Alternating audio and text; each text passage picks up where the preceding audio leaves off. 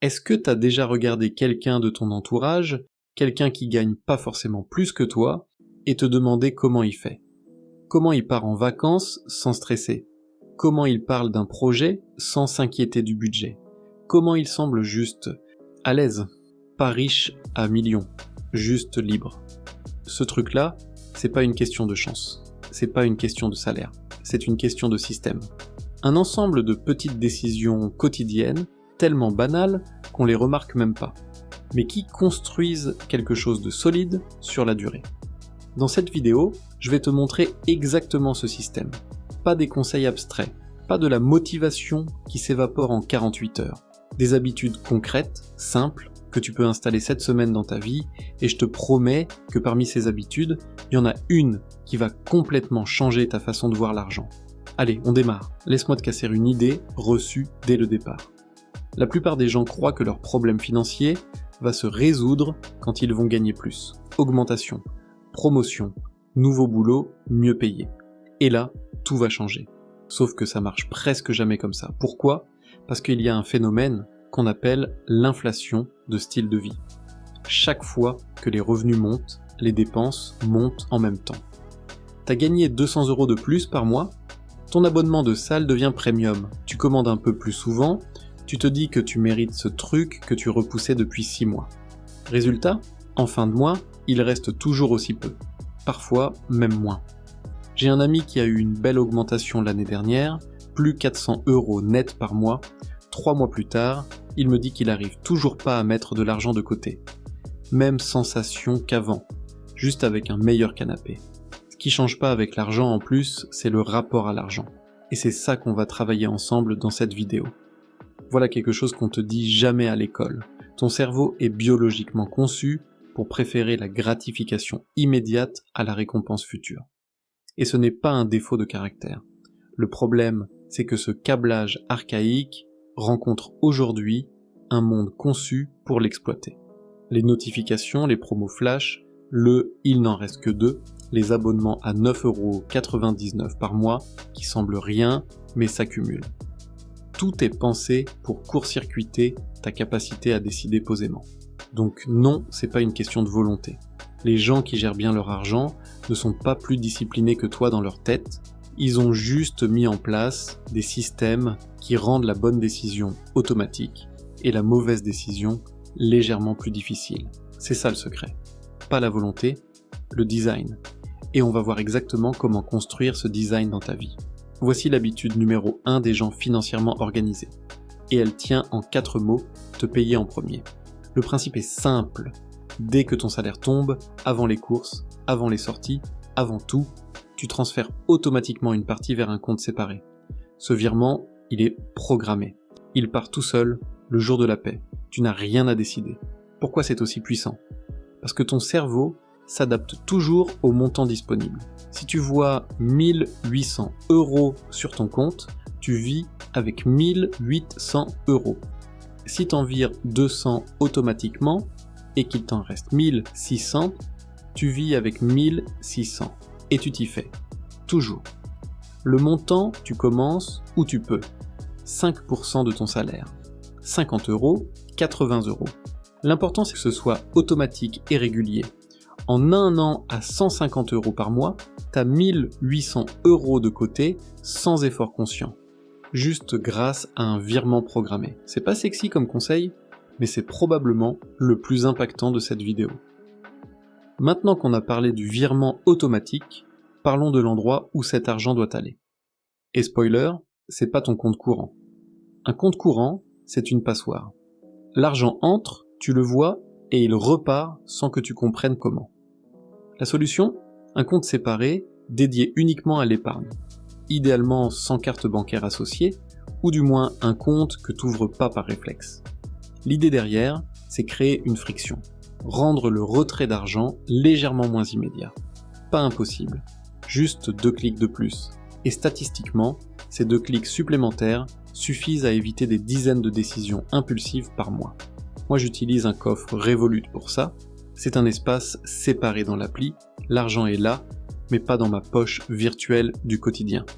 T'as le lien dans la description si tu veux regarder, c'est gratuit et ça prend 5 minutes à configurer. Petite friction, grande différence sur 12 mois. Maintenant, voilà l'habitude mentale dont je t'avais parlé dans l'intro, celle qui change vraiment la façon de voir les choses. Au lieu de regarder un prix en euros, convertis-le en heures de travail. Exemple concret. Tu gagnes 15 € net de l'heure. Tu veux acheter un truc à 120 €. Avant d'acheter, pose-toi la question. Est-ce que cet objet vaut 8 heures de ma vie ? 8 heures passées au boulot, dans les transports, à gérer le stress du quotidien. Est-ce que ça les vaut vraiment ? Parfois oui. T'achètes quand même et t'as raison, mais souvent, la réponse change. Parce que le prix affiché, ton cerveau le voit comme un chiffre abstrait. Le temps de vie, lui, il ressent quelque chose. J'ai testé ça sur une semaine. J'ai converti chaque dépense non planifiée en heures de travail avant de la faire. Résultat, j'ai dépensé 40% de moins cette semaine-là, sans me sentir privé de quoi que ce soit. Juste en changeant l'unité de mesure.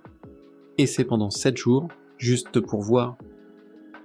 Aussi, tu as peut-être de l'argent qui dort chez toi sans que tu le saches.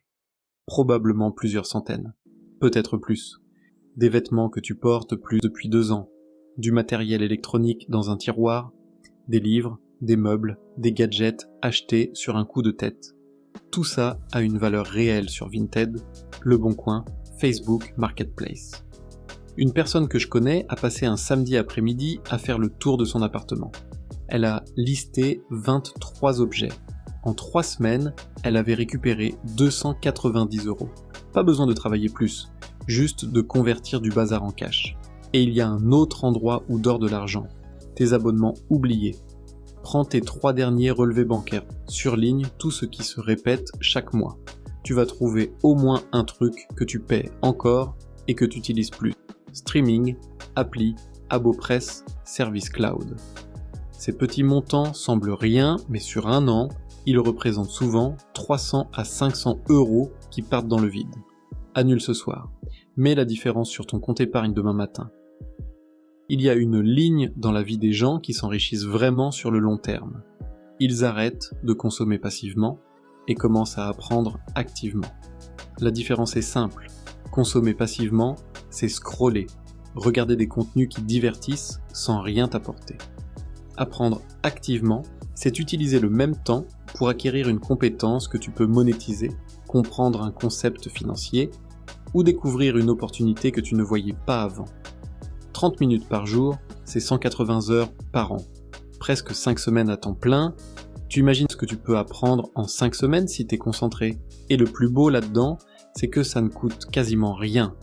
YouTube, podcast, livres audio pendant les trajets, newsletter gratuite. Le savoir est accessible comme jamais dans l'histoire. Ce qui est rare, c'est la décision de l'utiliser. Remplace 30 minutes de scroll par 30 minutes d'apprentissage sur un sujet qui peut améliorer ta situation financière. Fais ça pendant 90 jours et dis-moi ce que t'as appris. Dernière habitude, et c'est peut-être la plus sous-estimée de toutes, ton environnement influence tes décisions financières bien plus que ta volonté. Et ça marche dans les deux sens. Si tu passes tes soirées avec des gens qui se plaignent du coût de la vie, qui régulent leurs dépenses à la baisse, sans jamais parler de construire quelque chose, ton cerveau adopte ce schéma comme normal. C'est pas un jugement sur ces personnes. C'est juste de la psychologie sociale basique. À l'inverse, si t'es régulièrement en contact avec des gens qui parlent d'investissement simple, de projets secondaires, de liberté financière, même en ligne, même en podcast, même dans des livres, ton cerveau commence à traiter ça comme une réalité accessible, pas comme un fantasme réservé aux autres. Ça veut pas dire couper des amis. Ça veut dire choisir consciemment tes inputs, ce que tu lis, ce que t'écoutes, ce que tu regardes. Parce que l'environnement que tu construis autour de toi, c'est le terreau dans lequel tes décisions poussent. Commence par là, avant même de toucher à ton budget. La liberté financière, ça ressemble pas à un coup de chance, ça ressemble à des habitudes ordinaires, répétées de façon extraordinairement constante. Aucun des trucs dont on a parlé aujourd'hui n'est compliqué. Virement automatique, compte séparé, convertir les achats en heures de vie, vendre ce qui dort, apprendre 30 minutes par jour, choisir son environnement. C'est accessible à tout le monde aujourd'hui. La vraie question, c'est pas « est-ce que je peux ?», c'est « est-ce que je commence maintenant ou j'attends encore ?» L'heure qui vient va passer de toute façon, autant qu'elle compte. Si cette vidéo t'a apporté quelque chose, un pouce bleu, ça aide vraiment la chaîne à grandir. Abonne-toi pour des contenus comme celui-là chaque semaine. À bientôt.